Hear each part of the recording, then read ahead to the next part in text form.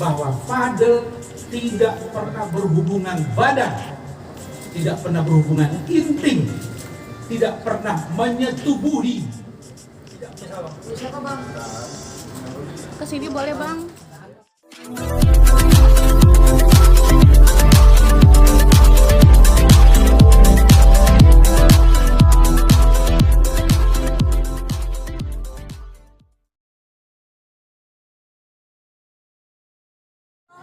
Bukan, tolong masih jelas dong. Bang, kelamaan bang. Dengar dulu, saya jelasin biar kalian tangkap. Poinnya adalah Panjangan bang, prolognya bang. Lanjut bang. Ngajarin saya harus tolong saya juga 12 tahun Ya, HP-nya panas banget. Dengar dulu, saya harus membingkai kata-kata saya untuk melindungi saya dari hukum. Harus pahami itu. Ya. Jadi saya ingin menyampaikan satu, bahwa saudara Fadel tadi malam resmi memberikan kuasa terkait dengan laporan polisi adik saya artis NM di Polres Metro Jakarta Selatan. Laporan tersebut adalah dalam dugaan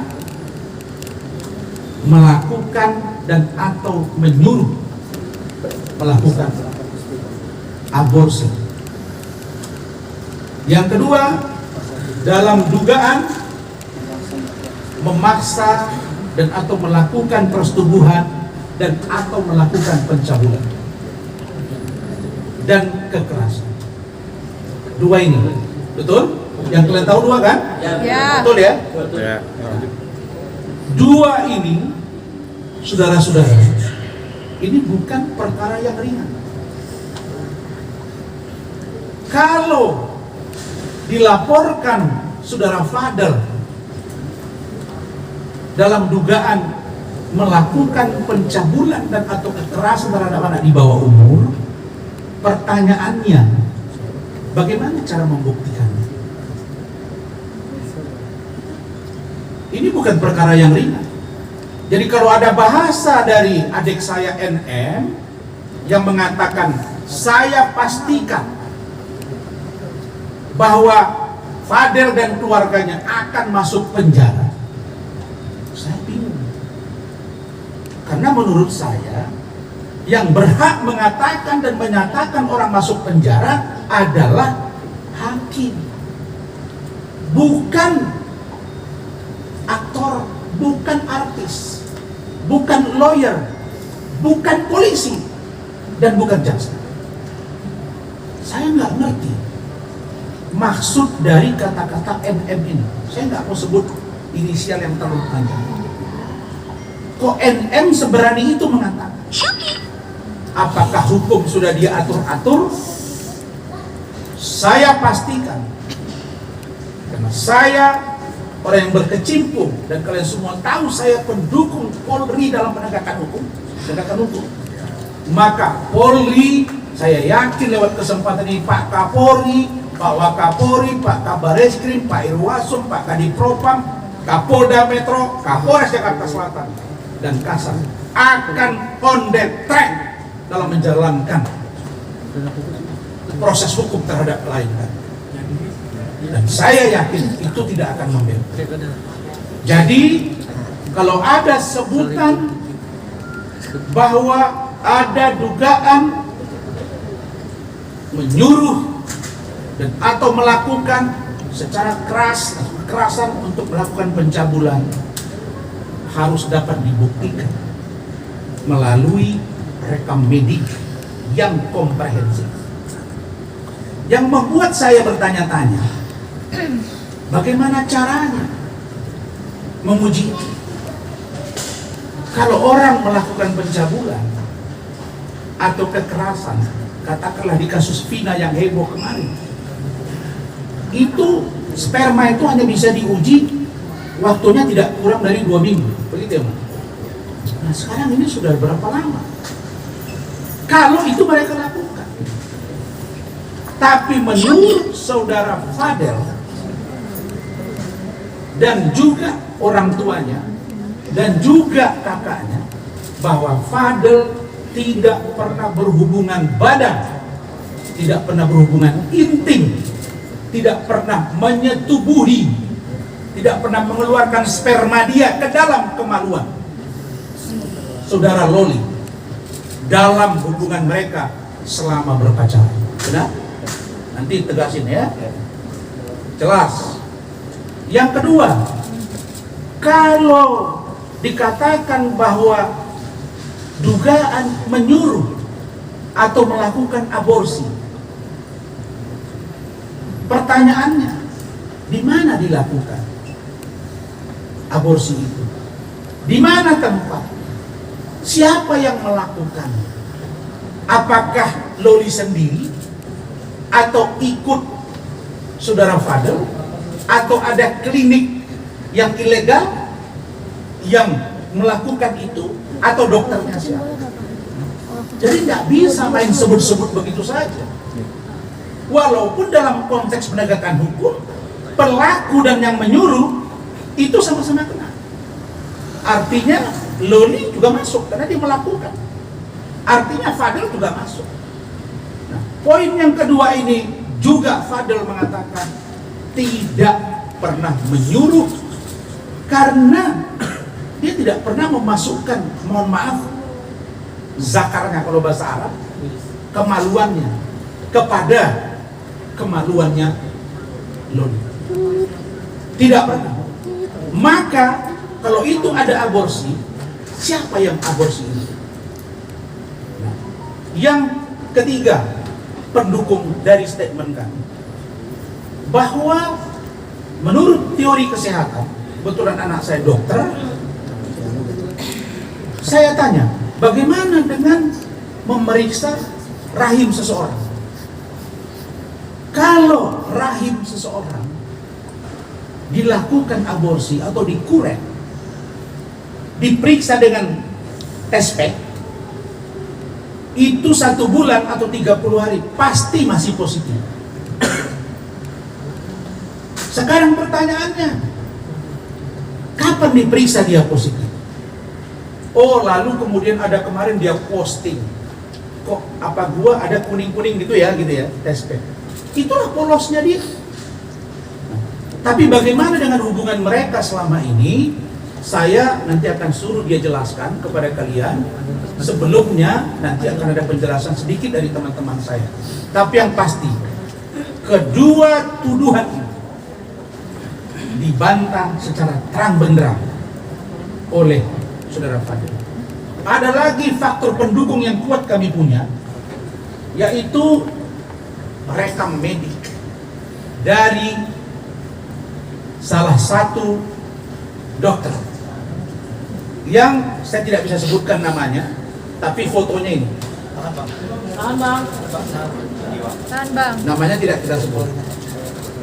Bang depan bang. Tahan bang. Ya. USG ya bang? Ya. Kanan bang. Bisa apa bang? Bisa apa bang? Kesini boleh bang? Tahan di sini, oke? Tahan bang satu. Oke.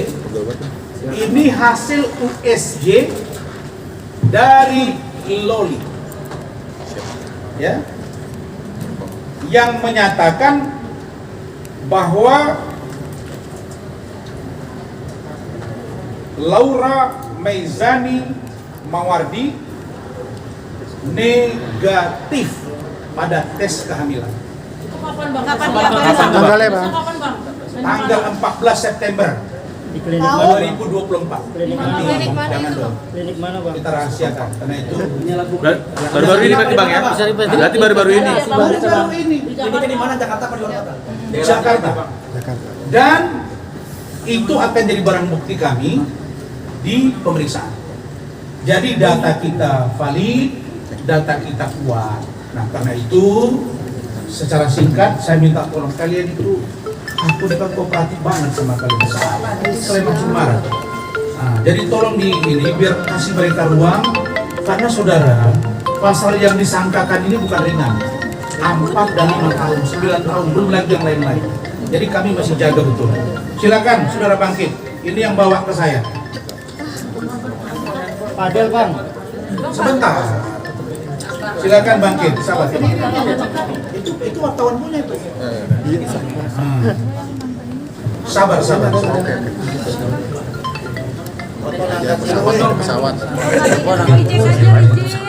Cepat, langsung aja. Oke, selamat sore rekan-rekan media. Terima kasih. Di sini akan saya sampaikan sedikit saja dari saya karena waktu juga. Pada intinya, Fadel datang ke saya bersama tim saya. Bukan saya yang datang ke Fadel. Itu juga jangan nanti jadi salah sangka juga. Oke. Dan yang kedua, pertama datang Fadel ke saya dengan tim juga. Ini kita dasari dulu pertama dari rasa kemanusiaan. Yang pertama saya tegaskan ke Fadel, itu kan ada dugaan laporan terhadap Fadel yang dilaporkan oleh NM di Polres Metro Jakarta Selatan terkait Undang-Undang Perlindungan Anak dan Undang-Undang Kesehatan, itu tentang pencabulan dan menyuruh atau melakukan aborsi. Di situ saya bertegas kepada Fadel, kamu jujur, kamu pernah nggak melakukan persetubuhan atau hubungan intim dengan Loli? Dia menjawab tidak pernah saya lakukan. Sampai 3 kali saya tanya, tidak pernah, dan dia tetap konsisten pada jawabannya. Dan saya tanya terus terkait isu kehamilan dan aborsi itu bagaimana kok bisa beredar? Itu yang saya tidak tahu. Tapi kalau saya siap untuk dicek atau rekam medis Lolinya, saya siap. Kalau saya memang melakukan, saya siap untuk diproses hukum. Itu jawaban dia ke saya. Terus yang ketiga, saya bilang, oke, ini kita akan pegang case kamu bersama tim juga di sini. Tapi dengan catatan, kalau di kemudian hari ada temuan bahwa Fadel dan keluarga berbohong kepada kita tim lawyer, pada saat itu juga dan detik itu juga, kita dan tim lawyer akan tinggal. Itu. Yuk, Fadel klarifikasi. Oke, Yuk, Fadel klarifikasi. Mau tambahin? Cukup? Rahmat? Dikit aja. Fadel, udah panas nih Fadel, udah panas. Fadel aja bang. Media, saya pikir kita semua harus saling menghargai.